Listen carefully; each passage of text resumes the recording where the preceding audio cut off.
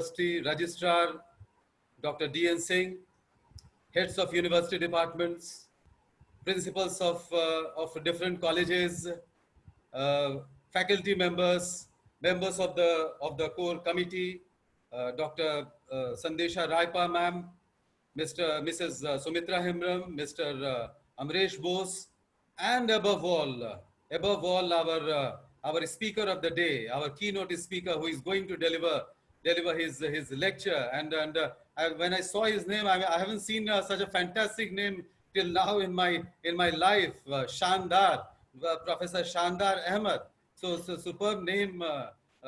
So he will be delivering his lecture today before all of us on this digital platform. So warm greetings to all of you, Johar, and a very good afternoon to all of you. All of you, as we know, we are conducting this faculty development program. The objective of this program was to acquaint ourselves, to acquaint us with the new tools and technology which have developed in the course of this current pandemic. And we are using all over the world people involved in the teaching stream. They are using these technologies. So the objective was to acquaint ourselves with those tools, with that technology. And today is the last lecture of the series. So our faculty development program will conclude today. This is the last lecture, the fifth one. This is the last one. And today, Professor Shandar Ahmed will be delivering his lecture, and his topic is quite relevant, learning management system. You see, the pandemic, it has created a lot of problems for us. It has created a lot of mental trouble, physical problems, everything for all of us. But it has made us to think positively, to search for solutions of those problems, how we can continue our momentum towards our cherished goal, how we can move in that direction. So we are evolving tools, we are developing tools and technology for knowledge dissemination, knowledge creation, the main functions which we are supposed to do.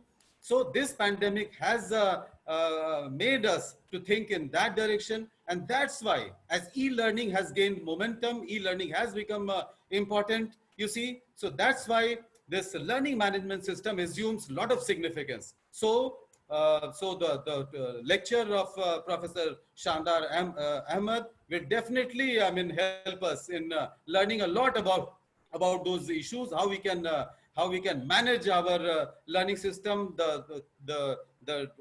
our lectures, the data which we create, the data which we share with our students, how we can, and the tools which we utilize, how we can manage those tools and data. So now I would invite Dr. Sandesha Raipa to welcome and introduce our resource person, Professor Shandar Ahmed. Dr. Sandesha Raipa. Thank you so much, sir. So before I begin by introducing Professor Shandar Ahmed, there are a few people who have messaged me and told me that they cannot hear. And I have checked the reason they can't hear, like Dr. Avinash Sharan, you cannot hear because you're not connected via your audio. All of you who are not connected via your audio, please either connect yourselves or either just exit and re-enter. And when you re-enter, just click on the connecting to the audio part. So thank you so much. So ladies and gentlemen, let me begin by telling you that this is my honor and my privilege to be actually introducing Professor Shandar Ahmed. And let me tell you, really what Dr. Sinha said is so true. He is just like his name, Shandar. So Professor Shandar Ahmed is currently working as a professor and dean at the School of Computational and Integrative Sciences, Jawaharlal Nehru University, New Delhi. He holds a doctoral degree in physics and has been working in the field of bioinformatics since 2002. His thrust areas of research are data-driven biology and bioinformatics, big data analytics, and complex systems. He has published more than 100 research articles in high-impact reputed international journals. He has developed novel methods to predict various aspects of protein DNA and other biomolecular interactions.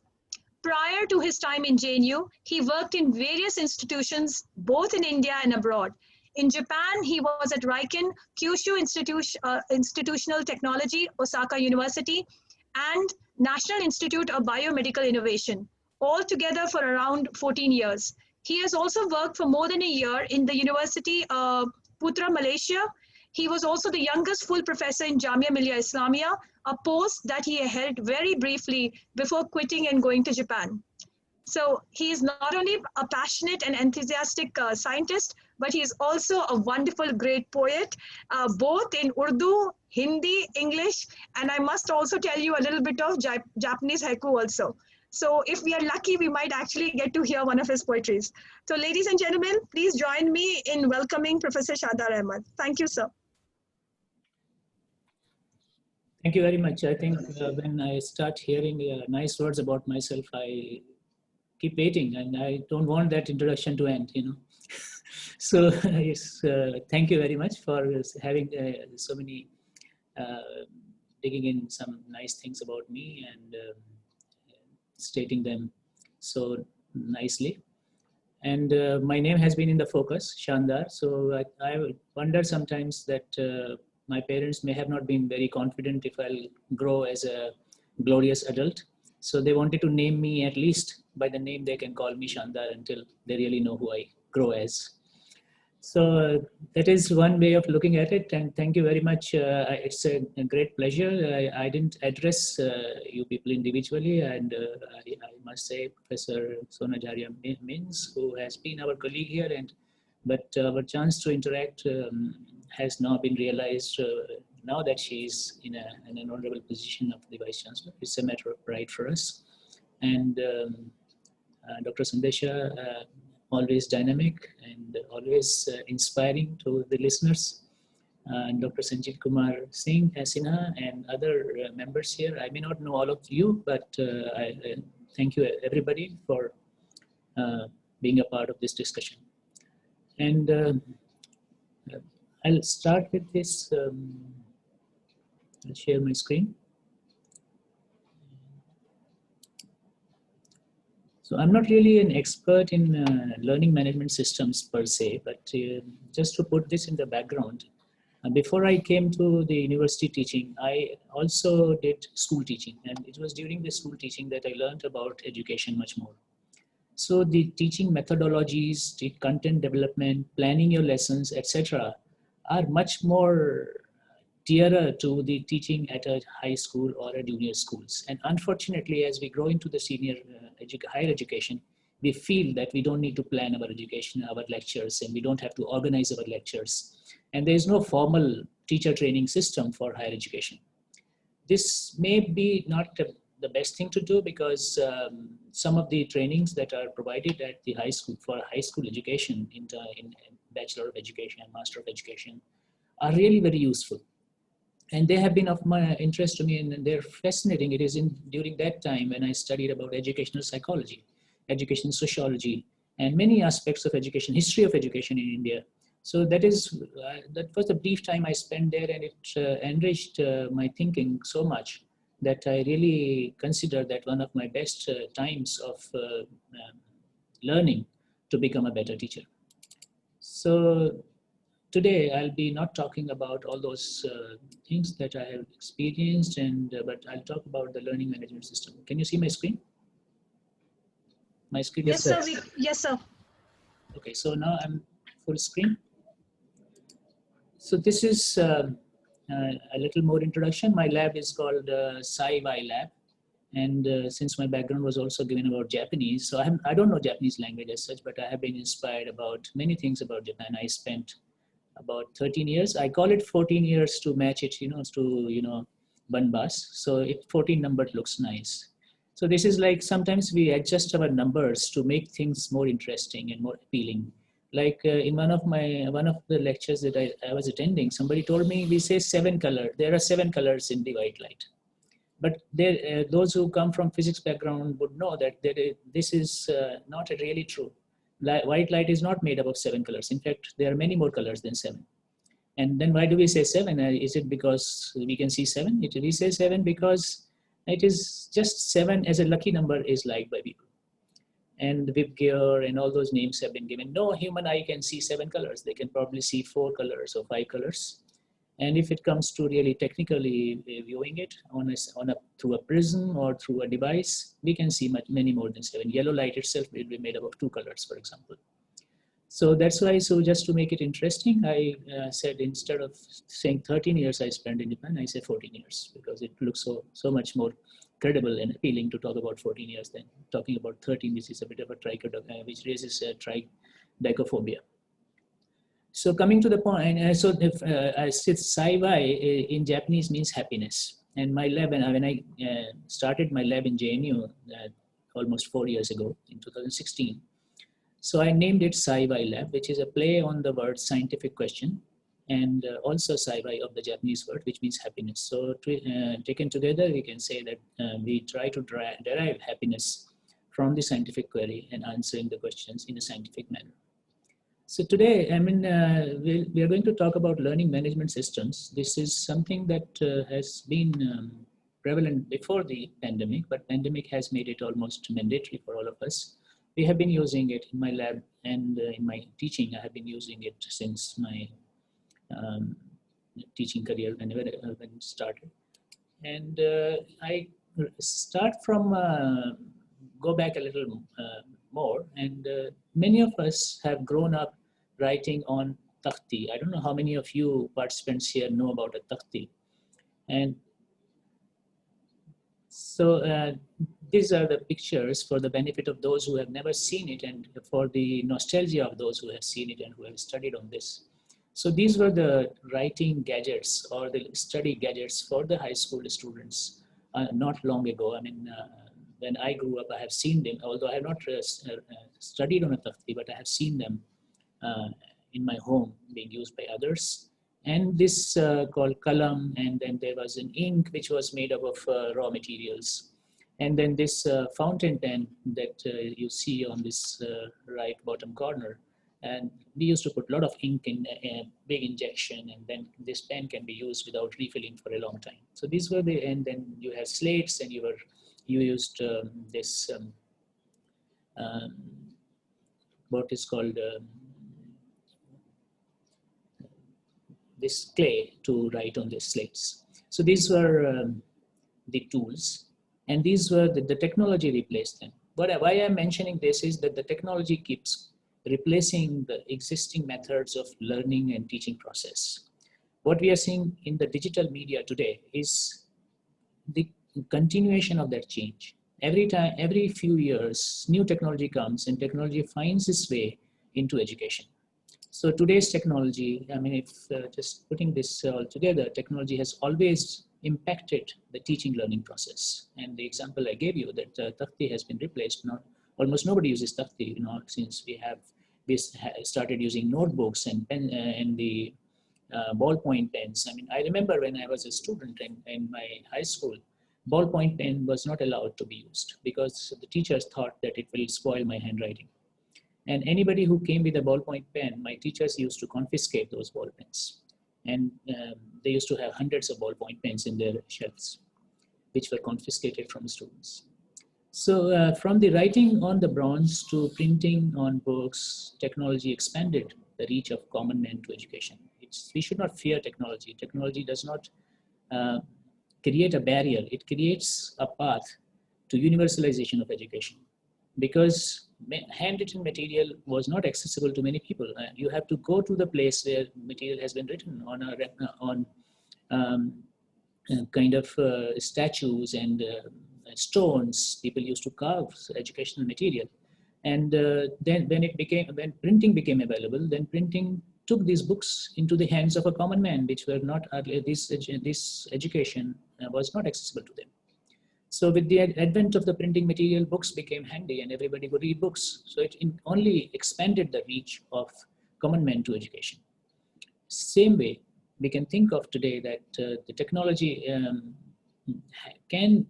the educational technology in terms of the digital media should not be seen as a barrier between the people who have access to internet and those who do not have access to internet. But in the perspective that once the internet becomes available to them, it can reach it can expand the reach of a common man to education in the areas, in the corners where the school walls cannot reach, where brick and mortar cannot reach. So seeing education in this context and then finding solutions and preparing ourselves to that kind of education is very important today. So, apart from that, no technology, when once it enters, technology has never gone backward. Once the technology becomes known to people, people only move forward. So, I mean, just a note that we should not be afraid of technology. We should not be afraid of online education, learning and teaching process. Because online medium is the new dominant technology paradigm of education today. It may not replace classroom teachings. Of course, we acknowledge and we understand that there are limitations of online education, but there are also certain promises that this online education holds. Digital knowledge is affordable in remote areas where buildings cannot reach. Digital knowledge provides a goldmine of research material which overcomes many challenges of the real-world fieldwork and research.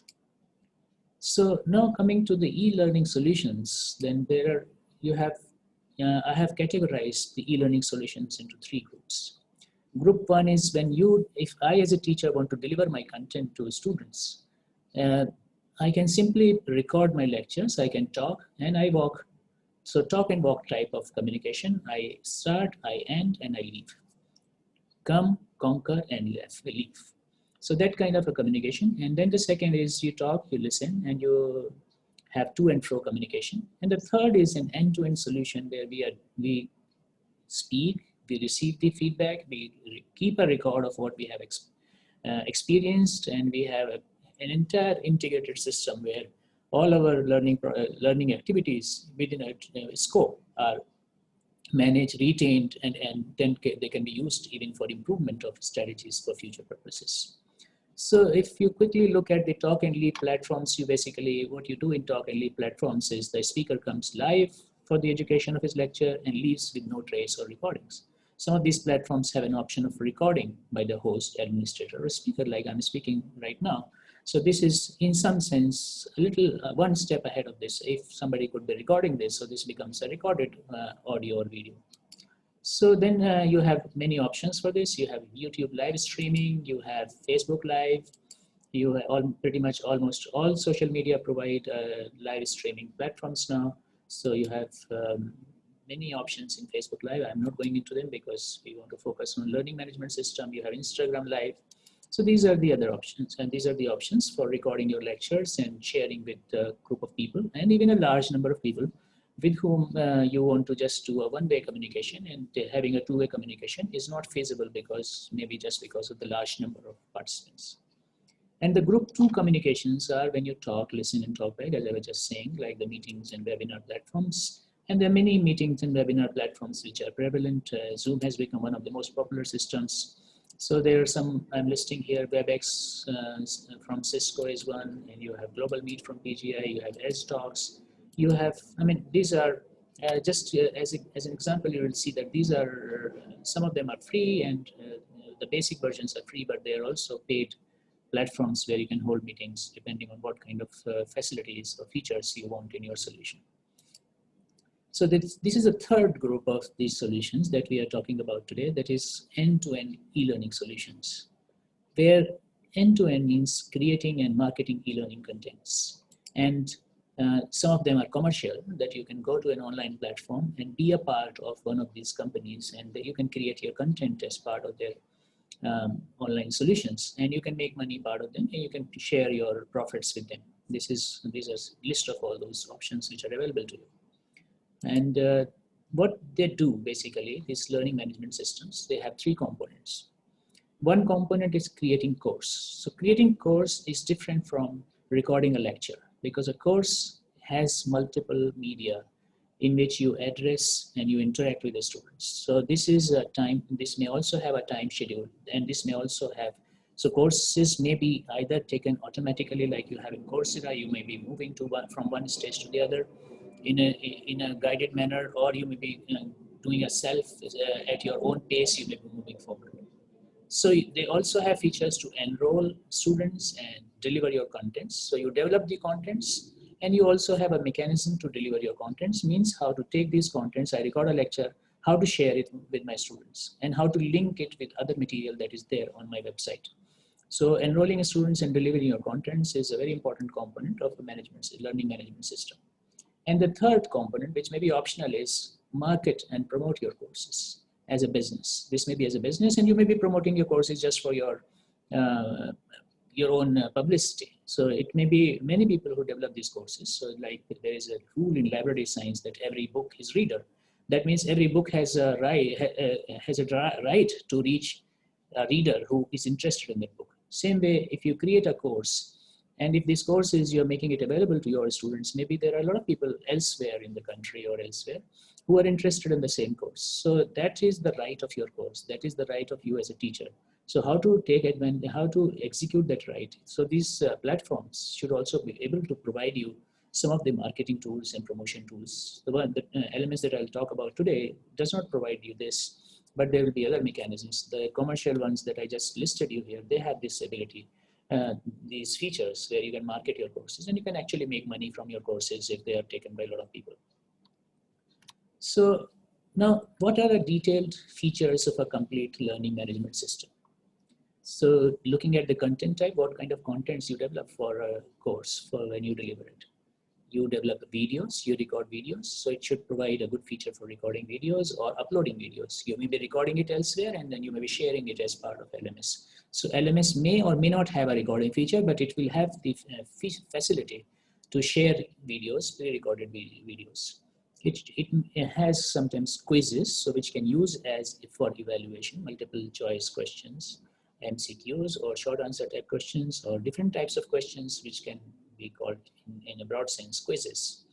It may have discussion fora, that is, a student join this, they become a part of a social network, and they can discuss their questions amongst themselves and with the teacher, howsoever it is regulated or managed by the teacher concerned.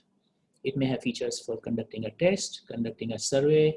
Survey may be based upon what kind of, whether students are liking it, about the pace of the course and future improvements, etc. So it may also integrate Google Documents and also have the features for downloading or linking some web-based content. So I'll show you some of them in one example LMS. Now, on the customization side, how do you deliver your contents? So your contents may be either private, that is, you allow these contents only to be shared with the students you are teaching, or a group of students. If this is a remedial course, you may have a subgroup from your class, and that group is given extra content or so to bring them in part. So diagnostic and other practices. So it may also have customizations that way you can take this course, automatically you can frame some questions, and that you can ask the students to answer those questions, and only after qualifying those prerequisite lessons, they can enter your course. So it may be a single instructor course, or it can be a multiple instructor course. You may have a drip schedule contents, which are dripped slowly. That means people go from one, so you chapterize your course content. You have part 1, part 2, part 3. Part 2 will not be visible to students unless they have finished part 1. Or you can just flood the entire content at once, and people can go to any content so randomly. So this is your choice how you want to deliver it. So you may have cohorts, you may have groups of students who are at one level of their scientific or their educational ability, and there may be other groups which have a different ability. So you can make groups within your entire class. So these are some of the customizations which are available in some LMSs. And you have to look for, when you are going for an LMS, you have to look for which of these features you are interested in, and which of these features are available for this LMS that you are opting for. So there may be evergreen and expiring contents, that is contents that resides on the web server. Once you enroll for the course, these contents will be available to you forever, or they may be just time-bound content that will be that will have a deadline after which it will not remain available. You may have local contents, that is in your university or in your school or college system. All the data that you generate is hosted locally for you. There are pros and cons for this. Why do you want to host it? Maybe for security reasons. But on the other hand, this is also, many of the security features may be difficult to implement at the local level. So there may be a trade-off between locally managed LMS or an internet-based LMS. So if I take a look at one of the most popular LMSs, that is Moodle. So a typical LMS roles and course structures. So in this particular LMS and also in many other LMS solutions like Moodle, you have three roles defined that you may be, when you develop a course, you may be either manager of that course. So manager will be doing multiple courses at a time and maybe assigning teacher role to somebody, maybe taking some contents from one course to another and managing. So it is a like higher level authority of the entire content on that, say maybe website or maybe a class, a batch of students. Then you have a teacher level control, and then you have a student, and some of these features will be available to student as a participant. So in the system, you will have three types of roles, and so to say. And when you go to the course, you will have, I'll show you over the real system before I come back here, how it looks like. Can you see my browser now? Not the PowerPoints? Yes, sir, we're actually looking at your screen. Yeah, my screen, but you're looking at my slides or you're looking at my browser? I'm looking at your browser, sir. Okay, so I just want to ensure every time which screen is being shared. Yes, sir. Okay, so this is where I start, just to giving you a feel of how, so this is my lab Moodle installation, which I use for teaching. So first step is to log in into this.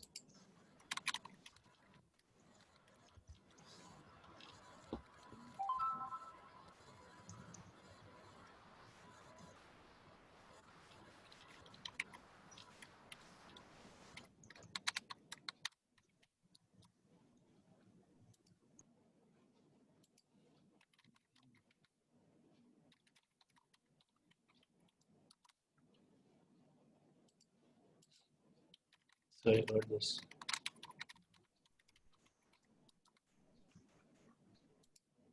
I was practicing on the other computer, so I don't have password remembered on this one.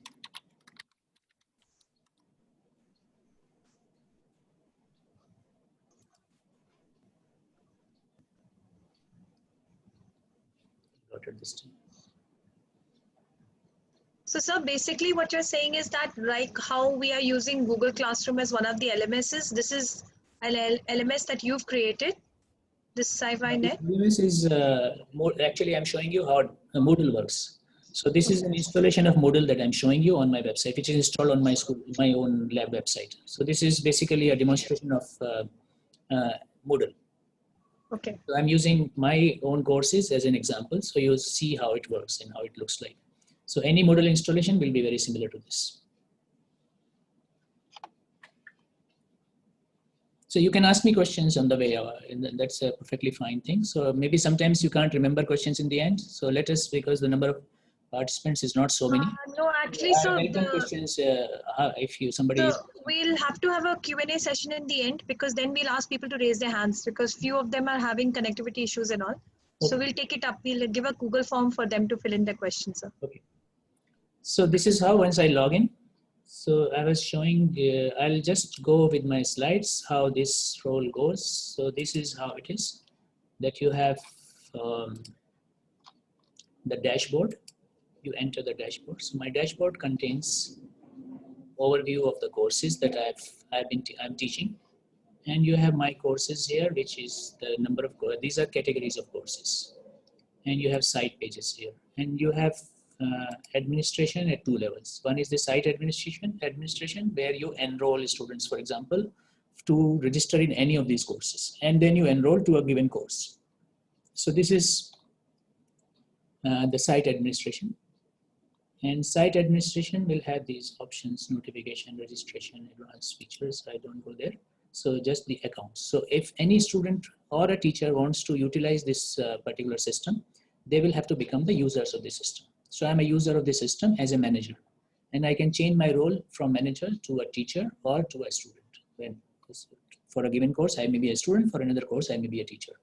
So that, but for using this site in general, I have to be a user of this, and I have to, the manager will have to allow the use. So like here in this case, I can add a new user. So that's how I use, just give some details, like it is any other signing up process.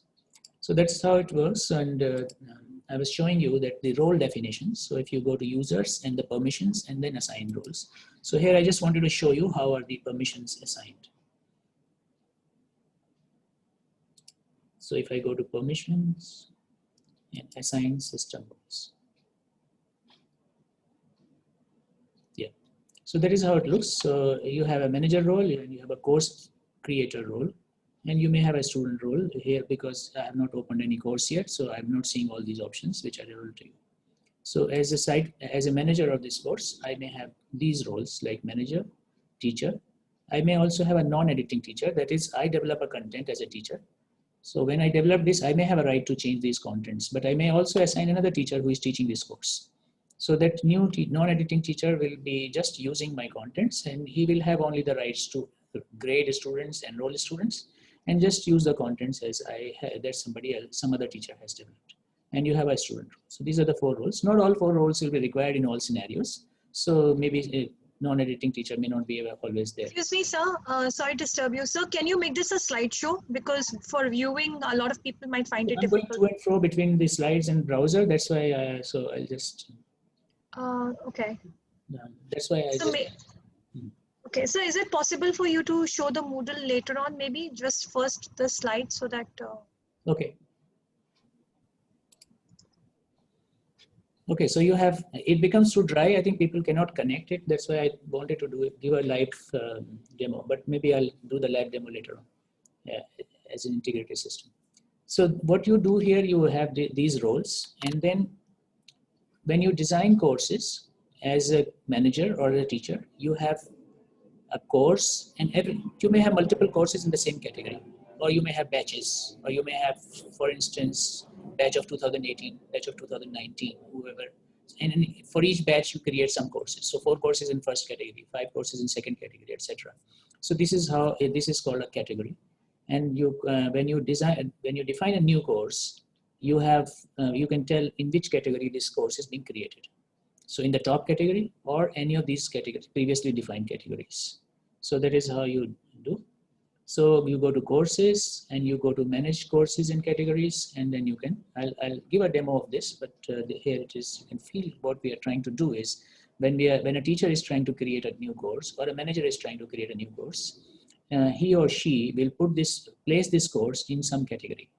And if they can also create a new category which does not exist and name that category. So in this case, for example, this parent category is PGT 2018. And you can add a new category. So, and these are the categories available in my site. So I can, when I introduce a new course, I can put it in any of these categories.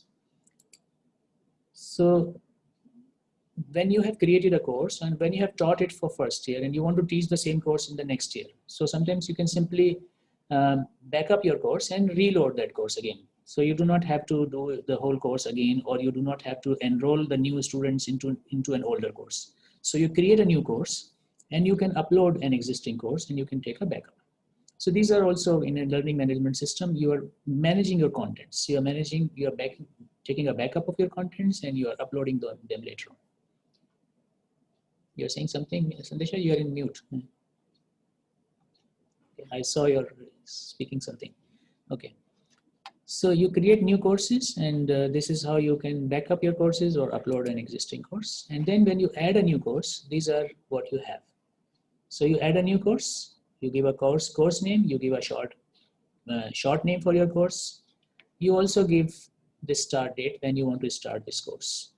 And you also give some number, which may be your university assigned ID, or this may be your own identification, which is a brief, shorter version of a full name of the course. And then you give some description so that people who are joining them can understand.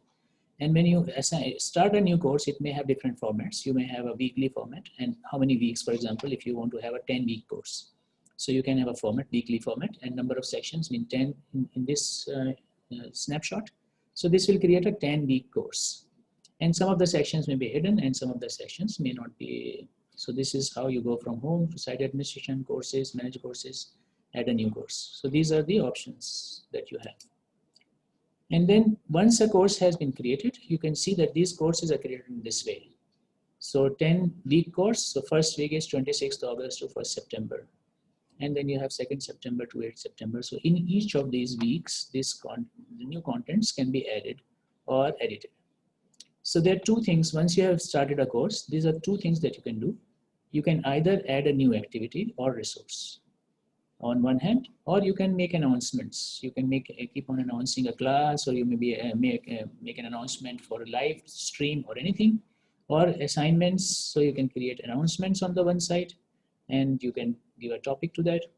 And you can also tell what are the resources you are adding. You are adding an assignment, you are adding a book, you can adding a file, you are adding a URL or a wiki page. So these are the kind of resources and activities you can add to your course in a given week or on top of it, which is available throughout the weeks. Then you enroll, once you have defined this, you also have to enroll students. This may be done before introducing any activity also. So you have here course, you have the category, and then you have the course name, and for them you have to do users enrollment. This is the hierarchy I'm showing you, so that if you use Moodle, this is the steps. Sometimes we don't know where to find enroll users. So this is the hierarchy that helps you to find out that from home you go to courses, and from your courses go to category, from to course name, and then to users, and then enroll users. So how do you enroll users?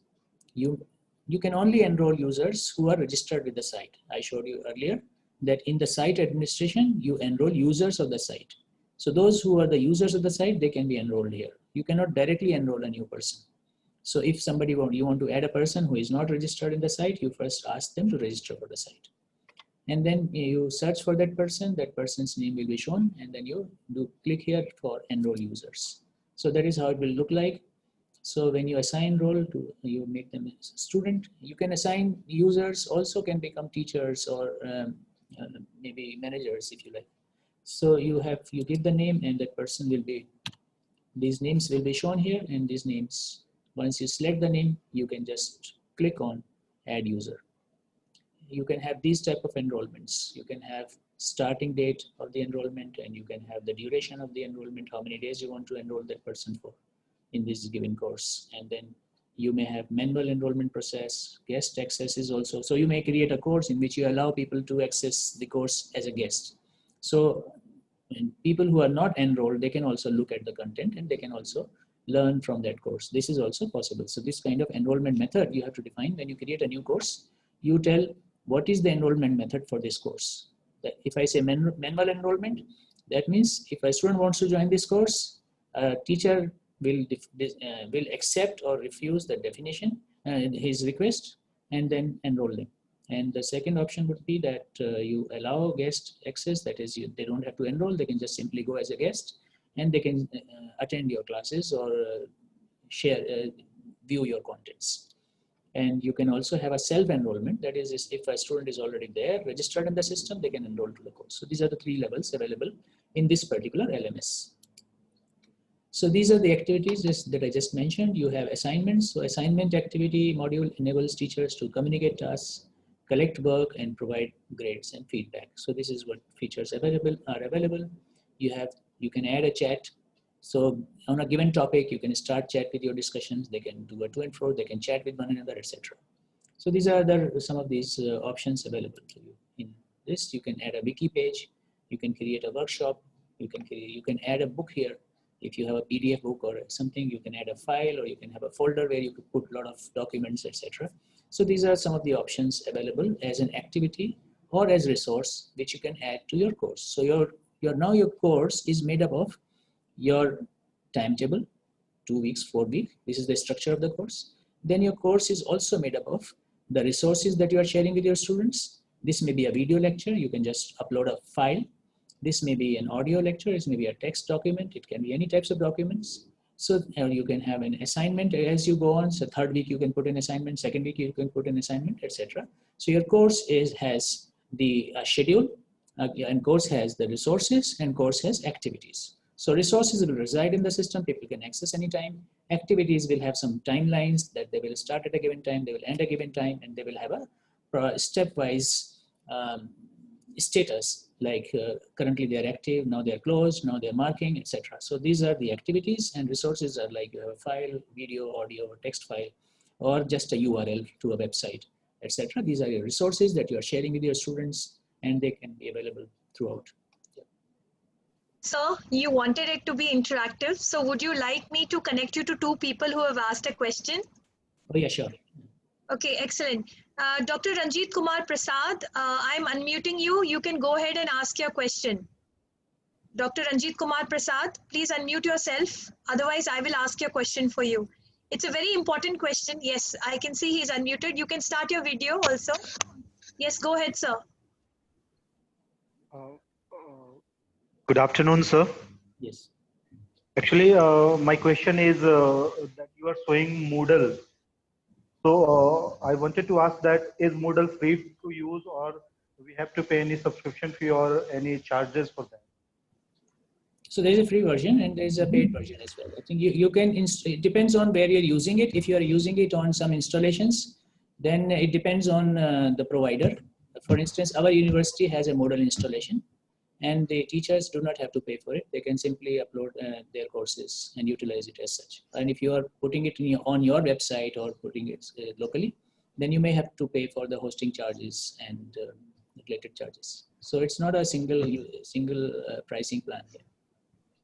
Okay, and Ranjit Kumar sir, what are you teaching and where are you teaching? Please tell us quickly. I teach at Madhupur College, Madhupur. I teach commerce in. Okay, all right. Thank you so much for being a part of today's seminar. Thank you. Thank you. Thank you, ma'am. So for myself, I'm using this, my website is hosted on a hosting service called GoDaddy. So which is a very, not a very expensive one, so it comes with a lot of applications. So Moodle is one of those apps. So, we have Dr. Ranjit Kumar Singh who asked a second question, and it's also very important. So Dr. Ranjit Kumar Singh, please unmute yourself quickly. Yeah. Go ahead, Dr. Ranjit. Okay, good afternoon, ma'am. Okay, good afternoon. Thank you, ma'am. My question is, I am a geology background, and how can I prepare my teaching learning material for the students? Okay. Can you repeat? Okay, Professor Shandar, he's saying that he's from geology background. How can he prepare his teaching materials on Moodle or any other LMS regarding geology? So in this particular LMS, generally they are not meant for preparing the contents. Like you do not have a video recording feature here. So often the preparation of the material is not necessarily part of LMS.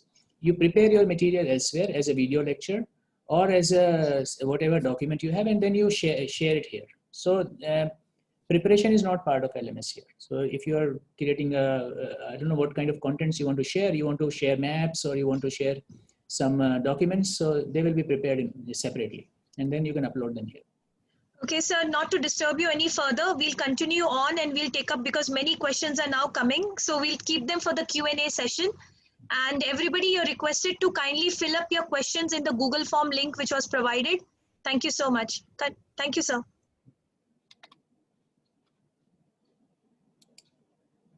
So yeah, I think I already have this much. So I can actually show this on the live here, how the course is being developed.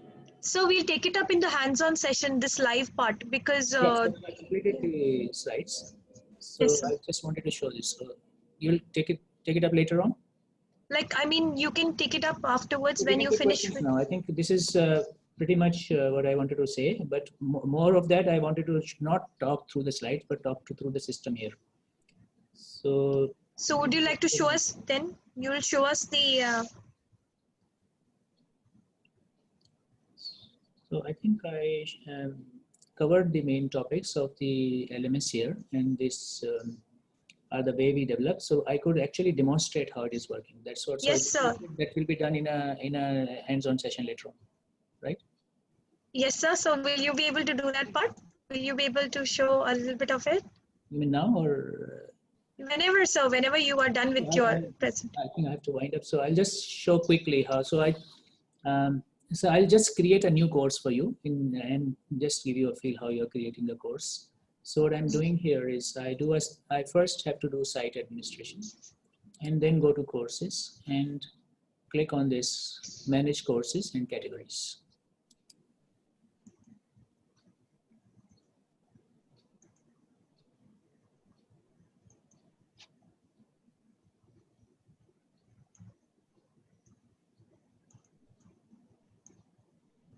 Sir, Swati Jha is asking that can we use Moodle along with Google Classroom?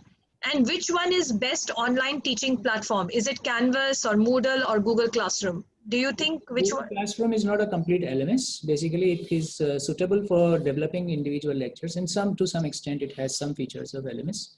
But you do not have all those integrated systems, which can be called a learning management system. You do not create full courses, for example, and you do not have a category of courses and content sharing from one course to the other. So many of the features which are typically for a full-fledged LMS are not available for Google Classroom.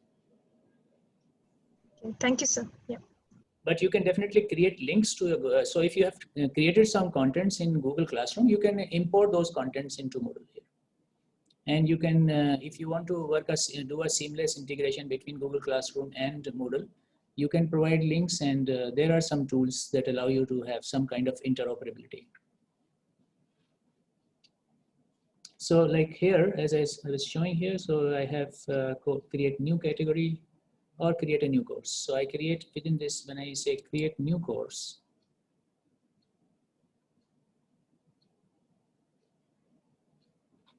so these are the details that I can provide when to introduce my course. So I can name my course as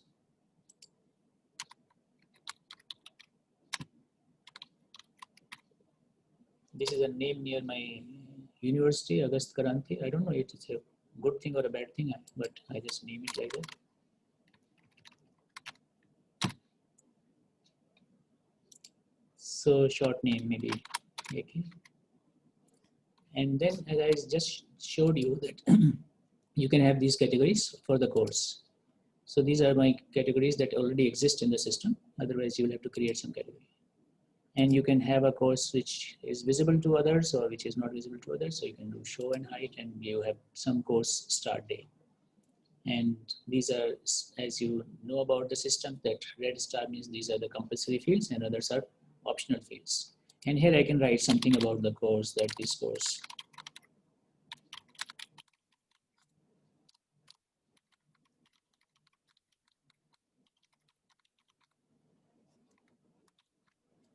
the name of the university, JMU. What is it, Sandeshan? Jharkhand. What is the name of the university? SKMU. It's SKMU. Oh, you are mute, Sandesh. I can't hear you. Yes, sorry, sir. Right for this university, SKMU. SKMU. Yeah, not for JNU right now. I was no, I was not saying J for Jawaharlal, but I was thinking J for Jharkhand. Acha, okay. Sorry. Okay, so you can add some course summary files, and then these are important things. So what format of the course you have? So you may have a single activity format. So the entire course runs as a single activity. And then you can have social format, topics format, and weekly format. These are the most widely used formats. Weekly format does not have to be a weekly format. It is just the name. So you may have your week made up of 10 days or 20 days. So it is just a format name, which you can adapt later on. So let me create this weekly format with 3-week course.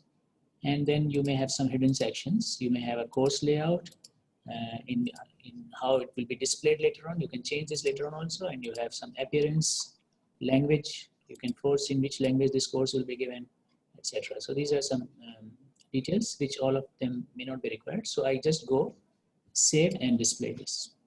So you said that you have done it through Google GoDaddy. Is that this particular one, Sci-Fi? You don't have to confuse yourself with GoDaddy. Just think of it as Moodle was installed on GoDaddy. So web hosting service is GoDaddy. So when you host your website on GoDaddy, so they provide you a number of tools, what kind of activities you may be doing on the website. So Moodle is pre-installed on that. So you can use that installation.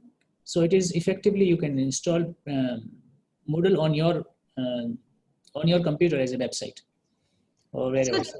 So there is a question from Mrinali Verma. She's asking, how can we upload video lectures on Moodle? Can we do that? Yeah, just you upload as file. So when I said upload file. Yeah, you just now showed it right now, yeah. So I'll show you how to, I'll show you here also again. Yes, sir. So once I introduce this course, I can enroll users now before I go to starting developing the content. So that I already showed you, I enroll users, I search for some names, And then these names will be shown here, all of them, and I click here, enroll. So I just enroll myself and then finish enroll. Now I go to proceed to course content. And this course content is now it is a 3-week course. So announcements I can make here. And then right now when I started the course, the editing is not on. So before I start adding activities, I have to turn the editing on. So now when I turn the editing on, I can see these extra links, add and active. So this I showed you earlier. They were already present, but by default, when you start a new course, don't be lost that you don't see the activity link here. You have to turn your editing on here. So now you can add, as I was saying, this does not have to be 7 days week. So you can actually add these names. Okay. Section name, you can give anything. So just to show you that. So I'm not doing it now. Yes, so I think I'll demonstrate. I edit it, say I don't have to name it as weeks. It may be anything. So by default, it uses the names of the week, but I can name it week 1.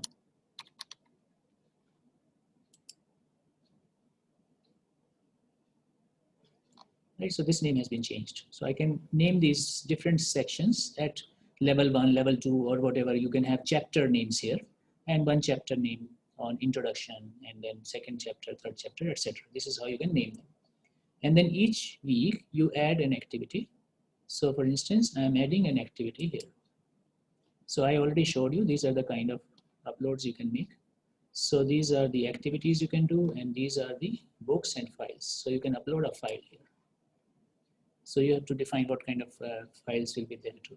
So like video and etc. They can be uploaded. Or if you have a YouTube, already your lecture is on YouTube or any other resources, so you can simply put a URL here. You do not have to copy here. So this is one thing you have to be careful when you're using resources like this, which are paid based on how much data you use. You have to be really economical on the data usage.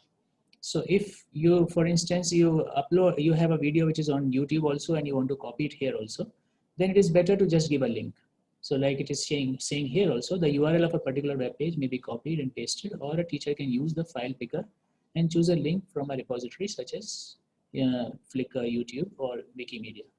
So if you use a URL, then the data is, the storage of this system is not used, and you can save money and resources in this process. So this is how it will be done. And you can also create questions and question bank, and you can have, you can start a chat session. You can have a quiz, and you can also format. So these are you can entirely load and upload a book also here, which may be ebook, or which may be a PDF file, etc. Okay.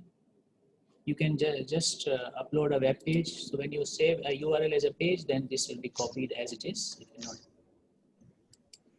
Okay, so and you also often make announcements. So you want to make an announcement about an exam. So you make a topic about your announcement, and you write some topic.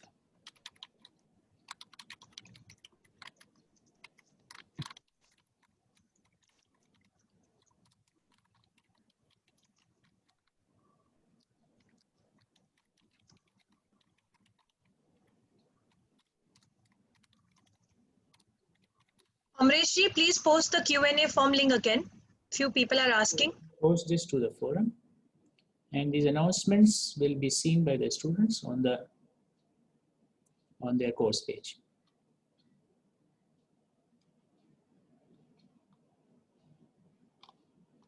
So why it is not going next is because I may have not filled the complete. No, it's not doing it. Okay. So this has been added. So this is how the discussion will be seen here, discussion titles and the posted by who started this discussion.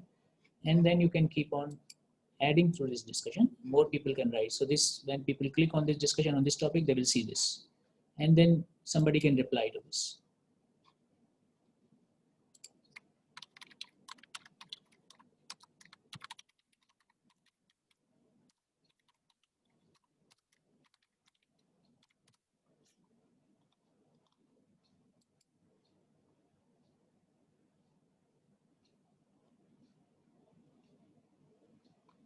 Okay, so this is the original message, and then you have the reply here. So this is how you can make announcements and you can add contents here.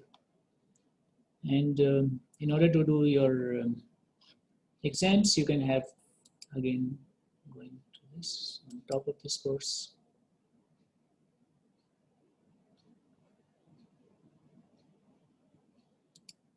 You add an assignment, for example, here.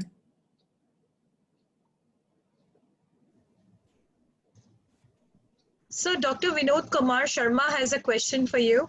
Yeah. He wants to know which course will you suggest to start by any of the universities to give maximum benefits to the students in the current scenario within a minimum time duration and on low cost. Like of all the LMSs, which one would you choose, sir?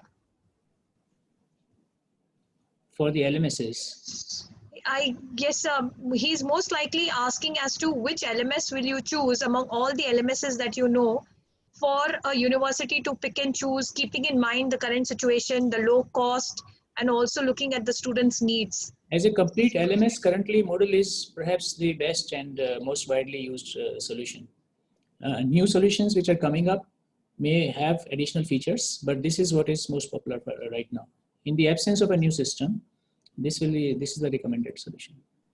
This is a complete LMS, but this may have we also have like MOOC and other privately built solutions, privately in the sense that they are specialized and managed by an organization. So and there are also commercial ones. So since you are saying in the case of universities, so I gave you a list of LMSs where people also have marketing facilities and all. This is not a typical system that teachers would like to use.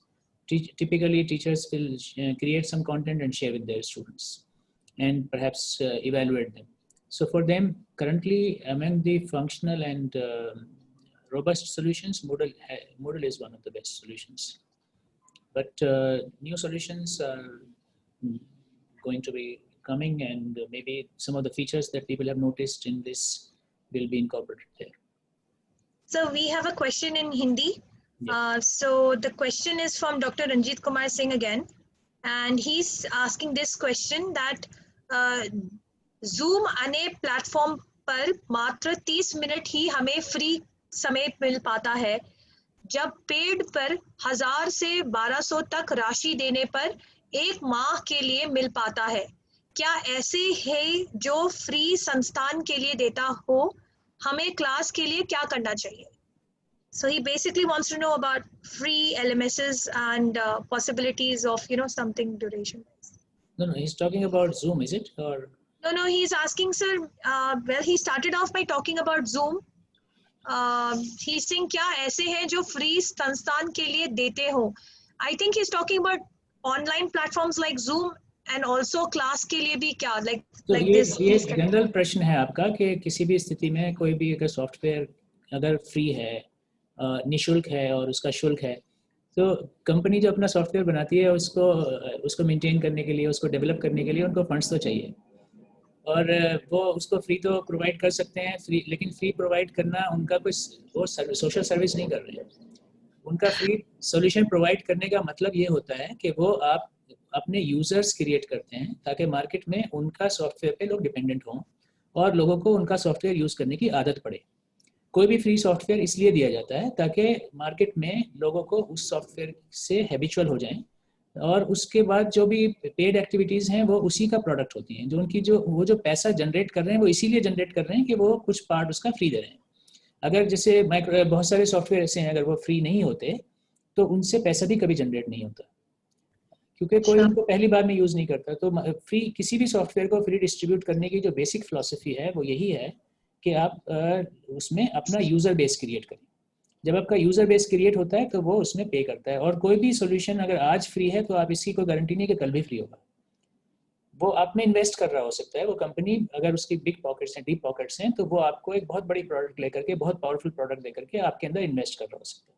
तो वो तो या तो आपसे किसी दूसरे veg में आपसे वो रेवेन्यू जनरेट करेगा, आपको एडवर्टाइजमेंट देगा, आपको आपके वेबसाइट के थ्रू आपसे मार्केटिंग करेगा, किसी और से पैसे लेगा, या वो आपसे ही पैसे लेगा कल को जब आपको आदत हो जाएगी उस सॉफ्टवेयर के बिना आपको काम नहीं कर पाएंगे. तो ये तो उसकी मार्केटिंग स्ट्रेटजी है, उसको तो आप कुछ नहीं कर सकते हैं. उसके बिना वो सॉफ्टवेयर कैसे डेवलप करेगा, अपनी कंपनी कैसे चलाएगा, आपको फ्री कहाँ से देगा वो? वो अच्छा। free देने के लिए तो सब डेवलपमेंट करना है ना. Yes, sir. Sir, Dr. Paramjot Jha has an interesting question which you as a scientist might like to answer. So, Dr. Jha, I'm unmuting you. Please go ahead and ask the same question that you've asked in the Google form. Dr. Jha, Dr. Paramjot Jha. Yes, please. You can start your video if you like. Hanji.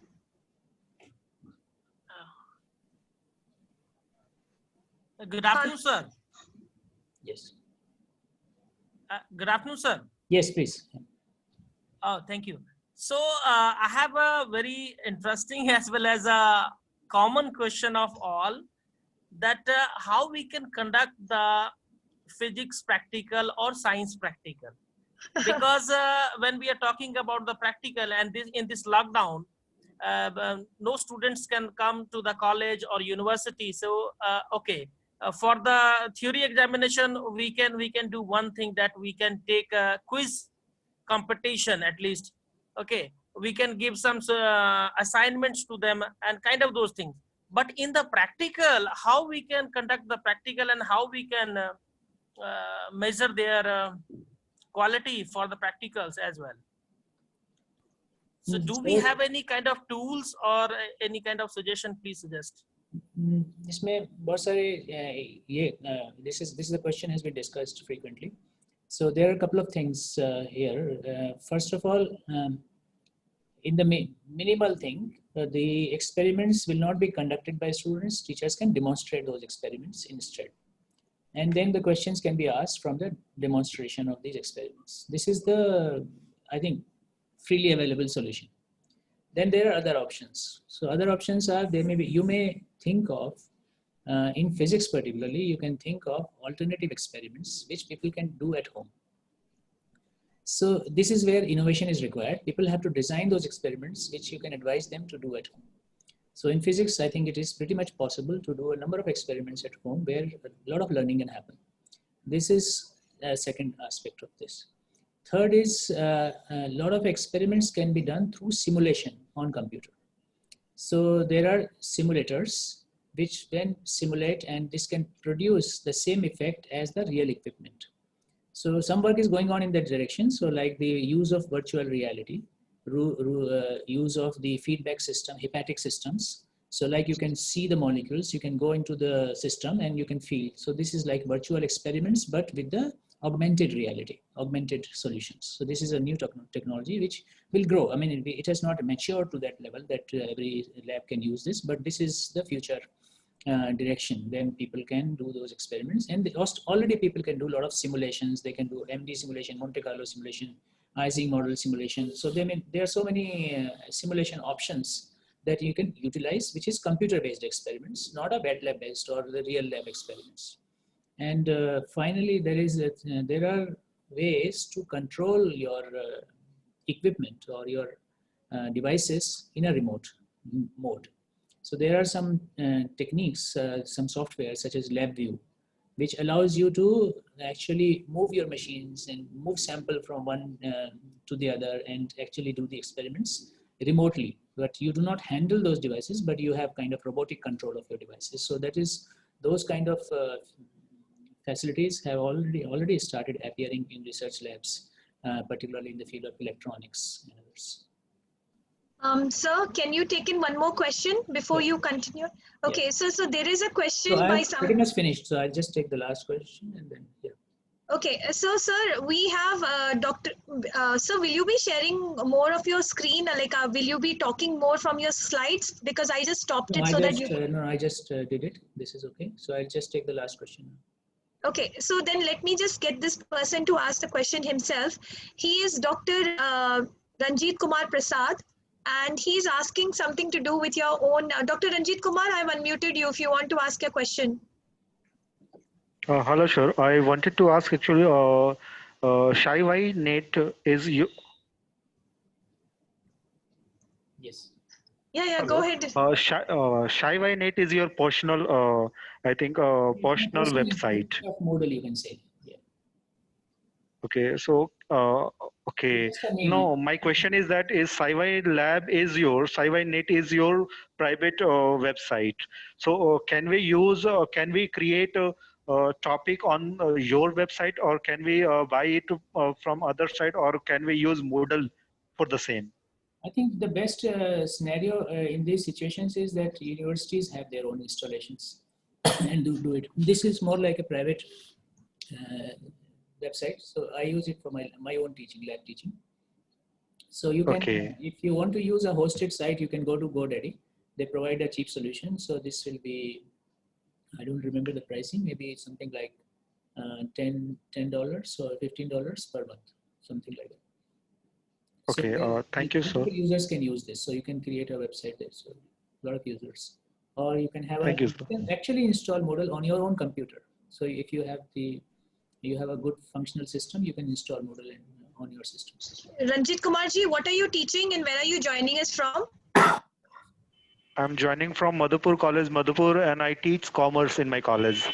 Okay, thank you, Dr. Ranjit Kumar. Thank you, ma'am. Now, you're welcome. So now we have, so there is one particular question. It's already, we've done, this is the 5th FDP for SKMU. And one question which every FDP people are asking, in fact, 2 people are asking the same question, which obviously is the question of every teacher's, it's in their mind. It's regarding how to make online teaching available for rural students, number 1. And this is by Dr. Ratnakar Bharti. And Sushri is also asking, if there is no good network, then how can it be possible to join the students' online classes, to basically make the students join the online classes? And the bigger issue is that if the students have no Android smartphones, then how can they join these classes? Now, I have already tried answering this question. Would you like to answer this question too, sir? I think this is a question that everybody is asking, and I think everybody is answering also. Maybe I'll repeat those answers, but the quick thoughts are, definitely in a country like ours, there is a resource issue, but it is not an issue which is limited to the online teaching. This is an issue of any kinds of teaching. You can ask me, if there is no school, how can a student study? If there is no building, if there is no teacher, how can a student study? This is a very valid question. So actually, we don't have an answer to these questions. But the problem is not this problem of resources, and the problem of accessibility to resources is not limited to the online medium. In fact, online medium has less problem because this can reach every home without the buildings.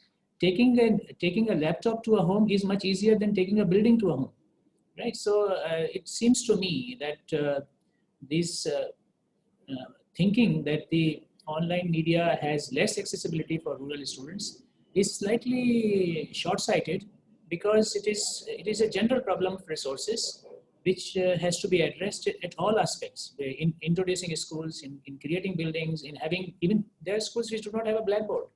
There are teachers, there are schools, you may be aware more than me, but I read the reports. There are many schools which do not function. You have a building which does not open for months, where teachers don't go, where their teachers draw a salary. I mean, there are so many things. So these are the problems, not limited to online digital media. So last question coming up. This is in Hindi. This is by Dr. Ranjit Kumar. विश्वविद्यालय अथवा महाविद्यालय के स्तर पर online app उपलब्ध कराने आवश्यक है, क्या इस ओर ध्यान दिया जा सकता है? So basically he's talking about providing such learning management systems for evaluation assessments or whatever for teaching to the universities. And do you think this is possible? So there are 2 ways you can get resources. One is either the public money goes into the development and procurement of resources, or a private money goes into it. So somebody has to pay for it. No, if a company has developed a product, that product will not become free for all. That somebody has to pay for it, or that product has to be developed by universities. Universities should come forward and develop their free solutions. And that is what in some places happens. Like at one time, if you're those who come from software background, or we know that at one time, buying an operating system was a big exercise. When Microsoft launched Microsoft Windows, it was a very expensive operating system. Then people came up with a free operating system, Linux. It was a community developed software. And because of Linux, Microsoft also had to bring its cost down. So when the public and the universities who have the know-how, they develop alternative solutions, they can not only provide free alternatives, but they can also force the profit makers to reduce their prices. Sir, Swati Jha is asking maximum file size in Moodle is currently 100 MB, or is it more or less? Is it unlimited? What is it, sir? So, yeah, so that's a good question. So when you define a course, at that in there you can configure what is the file size limit. For instance, in my SciWiNet, it is just 2 MB. So this, as I said, if you develop a video content or a content which is heavy in size, typically it should not become a part of your LMS. This should be hosted in another place, like you may have Google Drive, you may have solutions which allow you large storage, and then you just provide a link from your LMS to those websites. So they are not locally hosted. So you do not have a copy inside your LMS. You just have a link or URL that directs you there. That's the best. So, I mean, putting a lot of heavy contents in your LMS is not a good idea. okay, so I know sir is extremely busy. We're very fortunate that we at least got him to come at 2 o'clock because we were worried he might not join us later. Everybody, before he leaves, does anybody have any question to ask? Raise your virtual hand. I'll unmute you quickly before he leaves us. And अगर आपको कुछ प्रश्न पूछना है तो आप दाएं में नीचे आप एक ब्लू कलर का हाथ है वर्चुअल, आप उसको रेज कर सकते हैं. मैंने आपको पहले क्लास में भी ये सिखाया था, तो अगर आपको याद है तो आप, हाँ जी, डॉक्टर रंजीत कुमार जी, आप तो पहले से जानते हैं इस बात को, तो आपको अनम्यूट कर दिया है. Please go ahead, ask your question quickly sir. Thank you ma'am. मेरा प्रश्न था कि जैसे हमारे जो हम लोग जूम पे हम लोग बहुत सारे क्लास या बहुत सारे वेबिनार या बहुत सारे करते हैं, तो 30 मिनट्स का ही वो स्लॉट देता है. तो 30 मिनट्स एंड एबव के लिए 1000 से एबव लिया जा रहा है. तो क्या मतलब ये इंस्टीट्यूशन प्रोवाइड कर सकता है या कुछ ऐसा मैकेनिज्म है जिससे कि हम लोग फ्री उसको एक्सेस कर सकते हैं? एक्सक्यूज मी सर, ये वाला क्वेश्चन आप इनको ना पूछे तो अच्छा है, क्योंकि यूनिवर्सिटी ओके. ये तो पॉलिसी मैटर है, जो हर जगह का अपना अलग अलग पॉलिसी होगी. लेकिन कोई सोल्यूशन मैं ये कह सकता हूँ कि आप उसी को 30 मिनट वाले को इमीडिएटली दोबारा से लॉगिन कर सकते हैं. 40 मिनट बाद आप दोबारा उसी लिंक को लॉगिन कर सकते हैं. तो इस तरह से हम मैनेज करते हैं रिसोर्सेज को. जो फ्री रिसोर्सेज है उसमें थोड़ा हमें अपने आप को एडजस्ट करना पड़ता है. आपको उसको रिकरिंग मीटिंग कर सकते हैं जिससे आपका वो मीटिंग वापस यूज किया जा सकता है. और जैसे प्रोफेसर शानदार बता रहे हैं, शानदार सर तो खुद पेड वाला यूज करते हैं क्योंकि वो बहुत बड़े बड़े कॉन्फ्रेंसेस करते हैं 1000 लोगों के लिए. बट हम टीचर्स लोग जो फ्री में यूज करते हैं, हमारा 40 मिनट बाद जब वो बंद हो जाता है, स्टूडेंट्स को भी पता है कि वो ऑटोमेटिकली ज्वाइन करते हैं, या तो 5 मिनट का ब्रेक भी ले लेते हैं. हम बोलते हैं कि 5 मिनट का ब्रेक लेकर फिर ज्वाइन इन कर लो. तो जैसे होता है, आप लोग को अपनी क्लास को भी उस हिसाब से डिजाइन करना पड़ता है. तो एनीवे, डॉक्टर हरीश कुमार आपको अनम्यूट कर रहे हैं. आप बताइए, आप अपना क्वेश्चन पूछिए जल्दी से. जी सर नमस्कार. हम लोग ये ऑनलाइन जो प्लेटफॉर्म है इसके माध्यम से क्लास ले रहे हैं, जूम ऐप से, गूगल मीट से, यूट्यूब के माध्यम से. लेकिन एक चीज जो देखने को मिल रहा है कि चाहे वो पीजी का क्लास हो या यूजी का क्लास हो, स्टूडेंट्स की उपस्थिति बहुत कम है. उसको बढ़ाने के लिए क्या हमारे पास और कुछ इंटरेस्टिंग चीजें? आप म्यूट हो गए. म्यूट हो गए. हरीश जी आप म्यूट, हाँ अनम्यूट करके बात कीजिए. हाँ जी. जी मैडम, मैं पूछ रहा था कि स्टूडेंट्स को और ज्यादा. आपका प्रश्न ये है कि स्टूडेंट्स की जो है उपस्थिति का बढ़ाना क्या क्या उपाय किए जा सकते हैं? ठीक है. तो कुछ और इंटरेस्टिंग हम लोग बना सकते हैं सर क्लास को, क्या कैसे बना सकते हैं? तो आप किसी भी क्लास की एक तो जनरली बात है, किसी भी क्लास में अटेंडेंस बढ़ाने के लिए एक ही सोल्यूशन होता है, और वो सोल्यूशन है अपनी क्लास को इंटरेस्टिंग बनाना, क्लास की कंटेंट को इम्प्रूव करना. सो अगर पर्सनल रिलेशन की बेस पे स्टूडेंट्स की अटेंडेंस बढ़ाएं या उनको डरा करके क्लास में अटेंडेंस बढ़ाएं, तो वो तो बहुत लंबा सोल्यूशन नहीं है, वो तो शॉर्ट टर्म सोल्यूशन है. तो बेस्ट तो यही है कि हाँ, लेकिन आपका जो प्रश्न है वो इसलिए महत्व रखता है कि जो हम ट्रेडिशनल क्लास में इंटरेस्टिंग बनाने के लिए, क्लास के लिए जो एक्टिविटीज़ इंट्रोड्यूस करते हैं, वो अब ऑनलाइन में एप्लीकेबल नहीं है. जैसे हम अपनी क्लास में जा सकते हैं, क्लास के बीच में जा सकते हैं, उनसे बात कर सकते हैं, वो लोग क्या कर रहे हैं वो सब कर सकते हैं, वो आप ऑनलाइन में नहीं कर पाएंगे. सो ऑनलाइन के लिए हमें इनोवेटिव तरीके सोचने पड़ेंगे, कैसे हम स्टूडेंट्स को एंगेज करें, कैसे हम ऐसी कंटेंट उनको दें जिसमें उनको रियली इंटरेस्ट है, जहाँ उनको लगे कि हाँ क्लास अटेंड करने से कोई फ़ायदा है. लेकिन और दूसरी तो बिहेवियरल प्रॉब्लम है कि हाँ, जो आप अपनी क्लास जो है वो कुछ जनरल टिप्स में दे सकता हूँ, जैसे बहुत लंबी क्लास ना रखें, थोड़ी देर के बाद उनको ब्रेक दें, 20 मिनट के बाद या 25 मिनट के बाद. और बीच में कुछ और इंटरेस्टिंग बातें करें जो उनसे रिलेटेड हो, तो जो जनरली टीचिंग में होती हैं। लेकिन ऑनलाइन में पर्टिकुलरली ये है कि थोड़ी थोड़ी देर के बाद आप उनको ब्रेक दें, उनको आपस में एक दूसरे से बात करें, उनको एक दूसरे से इंटरेक्ट करने का मौका दें। सिर्फ आप अपनी तरफ से ना बात करें, उनसे भी कहें वो भी एक दूसरे से बात कर सकें। सो मगर वो ये सारी इन पे डिपेंड करता है कितनी बड़ी क्लास है आपकी, कितना उसमें आपके पास क्या रिसोर्सेज हैं। बट हाँ, इसमें बहुत मेहनत की ज़रूरत है कि स्टूडेंट्स के लिए बजाय में इसको अटेंडेंस के बजाय मैं ये कहूँगा कि स्टूडेंट्स के लिए अपनी क्लास को कम टॉर्चुअस कैसे बनाएं। अटेंडेंस खुद ब खुद आएगी, अटेंडेंस उसका कॉन्सिक्वेंस होगी। तो अटेंडेंस नहीं मेरा फोकस है, मेरा फोकस ये कि स्टूडेंट्स को कैसे इंटरेस्टिंग बनाएं कि वो क्लास में रहना चाहे, आपकी क्लास को अटेंड करना चाहे। अटेंडेंस उसका फिर कॉन्सिक्वेंस है। सर लास्ट में लेते हैं एक और, आप पहले भी बात कर चुके हैं डॉक्टर झा से, पूछिए doctor Jha. Good afternoon, sir. This is Dr. Jha from KKM College, Pakur. So I have again very common and interesting question for all. That in the last university where I taught, interesting आप तो common बताइए कि हाँ common है sir, common है. So in the last parent university when I was there, so we were taking some model kind of things, that working model and non-working model based projects.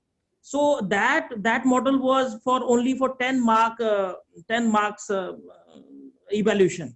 But now the practicals are having a 50 marks, 75 marks, as well as 100 marks also are different for the different semesters. So can we take the same working or non-working kind of model for the 50 marks or 75 marks or 100 marks? So do you think that this is ethically justified, that in this lockdown, can we take the same model kind of those things, or project those things, kind of things, that it will work or not? मैं समझ में अगर आपका question है, आपका प्रश्न ये है कि प्रोजेक्ट के मार्क्स ज़्यादा होते थे पहले प्रैक्टिकल करने की वजह से, अभी प्रैक्टिकल नहीं कर रहे हैं, तो उसके मार्क्स को हम उतना ही रखें या कम करें, ये आपका क्वेश्चन है। जब सर प्रैक्टिकल जो प्रोजेक्ट लेते थे सर कम होते थे, हम लोग 5-10 नंबर का एक प्रोजेक्ट रखते थे, ठीक है, उनका जमा कर लिया, वर्कशॉप हो रही है, कुछ भी है। लेकिन अब जो है फाइनल प्रैक्टिकल्स जो है सर, वो अब एक्चुअली में 50 नंबर के हैं, 75 नंबर के, 100 नंबर तक के हैं। तो क्या हम लोग वही सेम, क्योंकि उसमें बच्चे क्या करते थे, मॉडल पेश करते थे या जमा भी करते थे, और प्लस प्रोजेक्ट भी लिख के देते, मतलब एक काइंड ऑफ रिपोर्ट लिख के देते थे। तो क्या हम लोग उसी तरीके का अभी कल्चर अडॉप्ट कर सकते हैं, मतलब फाइनल मार्क्स के लिए 50 मार्क्स के लिए, 75 के लिए, 100 मार्क्स, क्योंकि स्टूडेंट्स तो लॉकडाउन में पहुंच नहीं पाएंगे सर। तो क्या ये जस्टिफाइड होगा कि हम लोग उनको उसमें से 100 मार्क्स दें? मेरे लेक्चर के स्कोप से बाहर का क्वेश्चन है, लेकिन फिर भी मैं इसको आंसर करने की कोशिश करता हूँ कि जैसे मैंने कहा कि प्रोजेक्ट्स के बारे में हमें इनोवेटिव होने की ज़रूरत है। जिस तरह से वो पहले प्रोजेक्ट कर रहे थे, बहुत सारी चीज़ें ऐसी हैं फिजिक्स में, अगर फिजिक्स से ही है ना, आप फिजिक्स की बात कर रहे थे। यस सर, फिजिक्स में बहुत सारी चीज़ें ऐसी हैं जो स्टूडेंट्स अपने घर पे कर सकते हैं।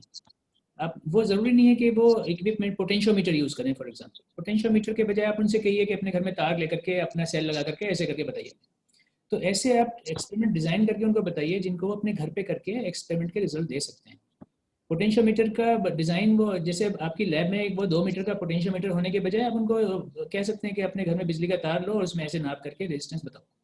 तो इस तरह के एक्सपेरिमेंट अगर आप उनको डिज़ाइन कर सकते हैं तो वो आइडियल चीज़ है कि उसमें उनकी वही लर्निंग होगी जो उनकी, इनफैक्ट शायद ज़्यादा लर्निंग होगी, क्योंकि वो एक्चुअली हैंड्स ऑन से अपने पास चीज़ें करेंगे। या जैसे क्रिस्टल ग्रोथ कर रहे हैं, तो उनसे कहिए अपने घर में नमक का पानी खोल करके जो है उसमें क्रिस्टल ग्रो करके देखें कि कितना बड़ा क्रिस्टल ग्रो हो रहा है, उसको नाप के बताएं। तो इस तरह से आप चीज़ें अगर इनोवेट करेंगे तो उनको अडेप्ट कराएंगे स्टूडेंट्स को, तो आई थिंक ज़्यादा अच्छी लर्निंग हो सकती है। और उनको आप इवेलुएट भी कर सकते हैं, क्योंकि उसमें तो रियल लर्निंग आप उनको टेस्ट कर रहे हैं, तो उसमें कितने भी मार्क्स दे सकते हैं। Thank you sir, thank you very much sir. There are many compliments for you which are coming. People are very grateful that you actually came here and you actually, presented something like this and shared your knowledge with them. And I would like to say this, that initially I was so worried that, it's like asking a scientist like Professor Shandar to talk about something so basic and simple like LMS. But ma'am also said, no, it's very good to have somebody like him to talk about it, to show to everybody that it doesn't matter whether you're an assistant professor or a school teacher or a dean, you're using an LMS, and if he can do it and I can do it, and then everybody, all of us can do this. and even vice chancellors are using it. So we are very grateful to you for being here, sir. And before the official vote of thanks and all, sir, I will request you that if possible, please, before you leave and for your other meeting, please recite any poem of your choice in any language of your choice, sir. एक scientist वाला poem ही सही, ताकि लोगों को पता चले कि scientist. Make a choice about my own poetry. So anything, sir. Okay, so first of all, there was another question about using SciWiNet for developing some courses. If there is one or two individuals who are interested in using this website and creating some contents, they can contact me and we can think about it later. Okay, thank you so much, sir. Sir, people are asking, can we link virtual labs for practical subjects? Majid Shahzada ji पूछ रहे हैं, can we link a virtual lab for practicals subjects with LMS, sir? Yeah, you can always you can provide links to any resource, like URL is feature is there in this. So you're talking of an LMS, integrating it with LMS, right? Yes, sir. I think he's asking that. Majid ji, आप खुद पूछना चाहेंगे तो आपको unmute कर रही हूँ. पूछ लीजिए. Unmute yourself. Is that what you're asking for any LMS? Okay, he has to unmute himself. Sir, आपका poetry ready है? आपने चूज कर लिया तो प्लीज. सिलेक्शन तो बेस्ट का तो नहीं कर सकता मैं फेवरेट का, लेकिन जो मोस्ट रीसेंट है वो मैं सुना देता हूँ 2 लाइनें. हाँ जी सर. जो अभी रिसेंटली मैंने शेयर किया था कुछ friends. English, Hindi, Japanese, Urdu. सब लोग हिंदी जानते हैं यहाँ पे या कोई हिंदी? हाँ sir. Sir yes, Hindi English दोनों जानते हैं. आपकी मर्जी. 2 लाइन हिंदी 2 लाइन इंग्लिश बोल सकते हैं. हिंदी में मैं सुनाता हूँ. धार्मिक से धर्म बड़ा है, धर्म से है भगवान बड़ा. धार्मिक से धर्म बड़ा है, धर्म से है भगवान बड़ा. भाषण से उपकार बड़ा है, दोनों से सम्मान बड़ा. दीन दया संस्कार प्रार्थना, भेद रहित आचार विचार. मूल्यों में सर्वश्रेष्ठ मूल्य, प्रेम बड़ा इंसान बड़ा. वाह सर वाह. बहुत बढ़िया. Thank you so much sir. सब लोग ताली मार रहे हैं, आपको दिख नहीं रहा होगा. वो आपके जाने से एक बार मैं सबको अनम्यूट कर दूंगी. और आपके साथ सबसे पहले वाइस चांसलर मैम है यहाँ पे. एक फोटोग्राफ भी आपके साथ लेंगे. Ma'am, would you like to say something? अच्छा, मैम का ऑडियो बंद है. आई थिंक उनका कनेक्टिविटी के इशू. सर एक्चुअली दिस बहुत बारिश हो रही है वहाँ पे, तो बहुत सारे लोगों को कनेक्टिविटी इशू है. नहीं तो 300-350 लोग हमेशा जुड़े रहते हैं. और ये बहुत अच्छी है यूनिवर्सिटी की फैकल्टी, बहुत ही एनर्जेटिक है. 2-2, 2.5 घंटे रहते हैं. एंड आई नो आपको मीटिंग में जाना है, इसलिए हम आपको ज्यादा देर रोक नहीं सकते. अच्छा, आपको बहुत लोग थैंक यू कह रहे हैं. सर आपका थैंक यू मैं समेट के आपको बाद में पास ऑन कर दूंगी. Thank you. It's a pleasure to meet so many people, and I hope it added some value to your learning process.